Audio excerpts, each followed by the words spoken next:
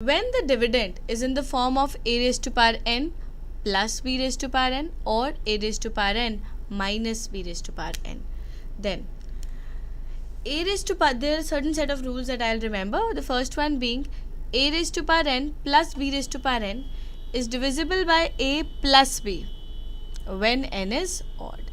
So when n is odd, it is divisible by a plus b. A raised to power n minus b raised to power n is divisible by a plus b when n is even. So these are the set of rules that I'll have to take into consideration while solving the questions.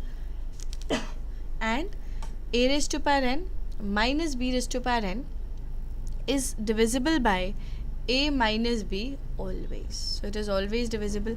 So when you have a raised to power n minus b raised to power n, you will have two results, a minus b and a plus b. This will be always, and this will be only when it is even. Whereas when you have a raised to power n plus b raised to power n, it will be divisible by a plus b when n turns out to be odd.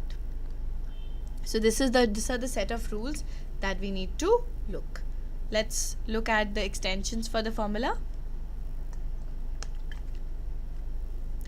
If instead of 2 I have 3 or more, a raised to power n plus b raised to power n plus c raised to power n, so on.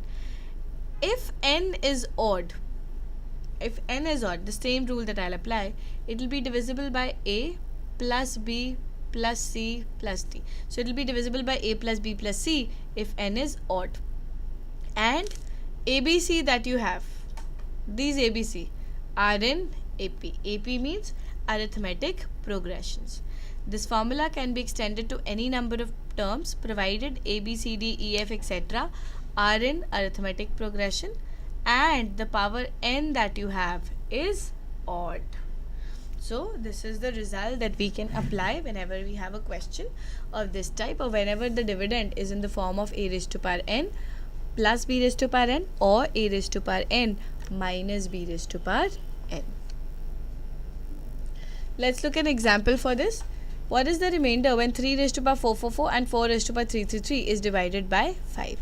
Now look at it. The form is a raised to power n plus b raised to power n. This n has to be same. So what I'll do is I'll look at 444 and I'll look at 333. If I just look at them, 111 is a common factor that I have. So what I'll do is I'll try to convert it into the form of a raised to power n plus b raised to power n.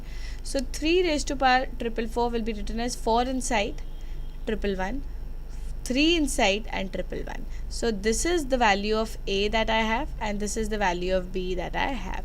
So the value of a comes out to be 81, the value of b comes out to be 4 cube, which is 64. So it's a question which is of this type, 81 raised to power 111 plus 64 raised to power 111.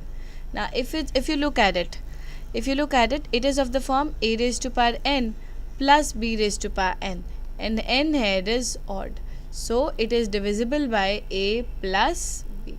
So if I look at it, it is divisible by 81 plus 64, which is 145. If a number is divisible by 145, it will be divisible by its factors as well. So that means if a number is divisible by 145, it will be certainly divisible by 5 and the remainder would come out to be 0. We hope you have enjoyed this video. Please like our video and subscribe to our channel on YouTube. You can visit our website edusathi.com to practice more questions on this topic and access other useful information. Like us and follow us on Facebook and Twitter to get exam-related information and other such updates. We wish you all the best for your preparations. Thank you and have a good day.